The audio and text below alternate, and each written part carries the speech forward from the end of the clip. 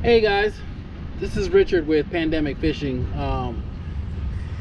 Coming to you, I want to talk a little bit about perspective mode. I've sent out a couple of videos on me using perspective mode, fishing for crappie and fishing for catfish, and some of the guys have some questions. So I think I'm going to try to explain this, how perspective mode works for me.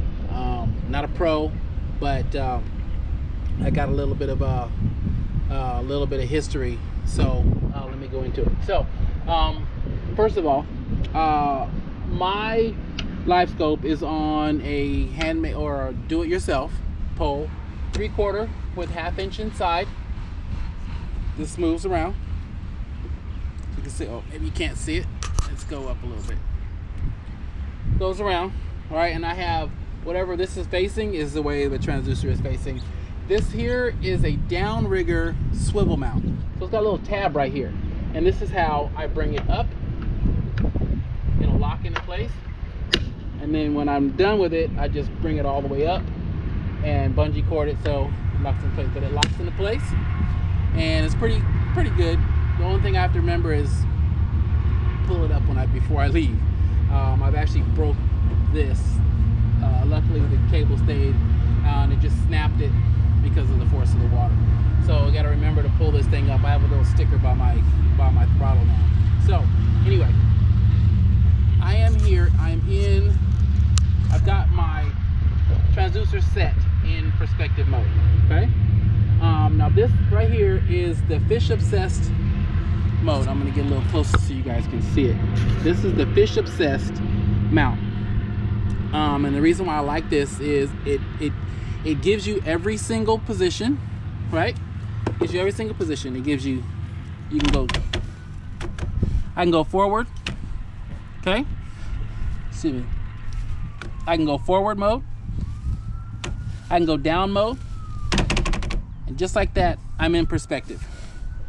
And when I put it to the middle. So now I'm in perspective, just like that, okay? Now, let's talk about seeing fish. My boat sits probably in it's down about 2.5 feet in the water table, right? And with that being said, if I'm in 18 feet of water, right? If I've got this thing sticking straight out, I'm only looking 3 feet out into the water table, right? And normally catfish or crappie, they're not sitting that high. All right, they're usually sitting closer to the middle or to the bottom, right? So with this fish obsessed, I can take this and I can drop it down, right? So now I've got my beam looking down. If I start at 3, right? And this is at 3 feet down, but I've got a 20 to 30 degree angle. Now I'm looking down 10, 11 feet into the water table, okay? And depending on what I'm looking at or how far out I'm at, how far away from the structure I am, I'll be able to see what's swimming in that area. Now, they say for every 10 feet, you got a 3'6" beam, okay? So if I'm out 20 feet, I got a 7-foot beam that I'm looking at. So those fish could be anywhere in that water table, right? So what I will do is the first thing I do, if I sit on something, I'm going to set this down and I'm going to try to find structure.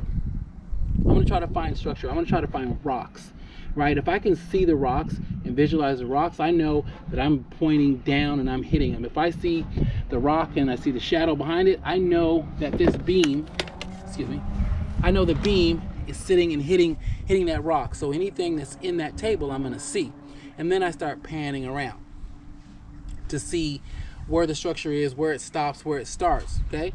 And as if I sit there, I'm going to be able to see anything that comes swimming by. Now, with that, if I don't see it and I get in water that's lower, I can drop that even farther, okay? If I go too low and all I see is structure that I don't see, all I see is the bottom of the rock and it's really, really bright, I've gone too far. So I'll come up a little bit until I can get a clear view of whatever structure is down there, Once I do that, I'm set. And now I've got a 7-foot window to take a look at, okay? And then I'll start looking around. Now, in perspective mode, you've got a beam that comes out 90 here and 90 there. And if you set your graph, the grid lay on your fish finder, you'll be able to see how far out, because it'll graph it, how far out, how far over, how far in front, that you're actually seeing whatever it is, those fish or structure. And then if you see fish swimming around in there, you know, hey, I can go out 10 feet or 15 feet or 20 feet, depending on what you're trying to look at, and you know that's where the fish are, right? So what happens is, let's just say from here we're 20. Well, let's just say from here we're 20 feet out. Okay. Back up a little bit. Let's just say this is 20 feet, right? And this thing is pointed down, and it's looking 20 feet out. And if a fish runs up here, I'm not going to see it. But if he drops down in there, I'm going to see him, and then he's going to go away. If he's here and he drops below, I'm going to see him, and then he's going to disappear. That's how you see fish come in and out of that zone that you're in. If you are, and this is important, if you are trying to find your lure going in and out, you got to figure out where, in fact, in the water table that lure where you're retrieving it. Okay, so if you're fishing, if you're throwing out 25 feet, 30 feet, well, you've got a 20-foot window, and you're gonna slow retrieve. If you slow retrieve and you catch it in that window, if you keep it at that slow, you're gonna see it come all the way back until you bring it up past your beam. Okay, you're gonna see it if you drag it in the cone area. If you go outside the cone area, you won't see it. If you drag it too fast, you're gonna be too high, you're not gonna see it. If it's a diver, this is great if you got a flat, a square bill lure. If it goes down 10 or 15 feet, and if you're sitting this at a 10-degree angle and you're in 10 feet, you're gonna see it the whole way back. If it's a deeper diver, you're gonna see it when it's in that table.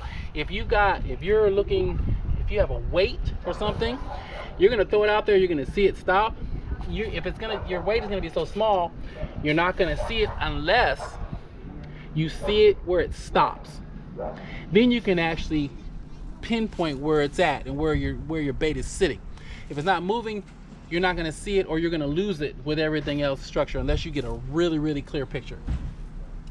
But if you retrieve it, you're gonna be able to see it, as long as it's in that transducer zone. Okay, so this is why I use this Fish Obsessed, because I can angle it wherever I need to get into the table, to see the structure, and to find what position the fish are on. I will drop this down, I will set it at 10, look around. If I don't see any activity, or the activity is really, really faint, I can see it, then I know I go down one more. And then the brighter the fish come, the more I know I've got it locked into the center of that table. And I'm gonna go up and down based on what it is. And that's where I will cast out and stay in that water table until I come through the fish. Once I find them, I don't look for my lure anymore. I used to, but I don't do that anymore because it took away from what I was doing. Now, if I'm dropped down, if I'm looking at down mode, then if you're in down mode, right? Let's say you're in down mode, okay? And now I'm in down, okay? This transducer here, it's going to give me a beam 10 feet down, 3'6", right? So anything that's 3'6" in this line all the way down, you should be able to drop your lure right in line with this, and you should be able to see it. If you dropped your lure on this side of it, you're going to be able to see it. If you drop it on this side, you're going to be able to see it. If you drop it on either side, you're going to be able to see it, right? But you have to be this close to the boat, right? If you've got this thing pointed out, it's going this way and that way, you're going to have to be here. If you've got it pointed this way, you can only be 3 foot this way. I mean, a 1.5 foot this way and a 1.5 foot that way. which makes it very difficult to fish more than one person when you're jigging up and down, unless you got somebody standing on this side of the boat and somebody on this side of the boat. That way you're jigging on this side and this way, and you can be able to see the jigs back and forth. We've done that really, really fun. But more than that, you're not going to see them unless they're on the other side of the boat, and then you can see their jig go down only if you're going back and forth. If you're side to side, anybody on that side of the boat, they're not going to see their jig. If they're over there, you will. If they're over here, you will, depending on what the depth is. That's why perspective mode is usually the better of the two. Okay, that's what I do. If I can put this back, yeah. So we're in perspective mode, just like that. Just like that.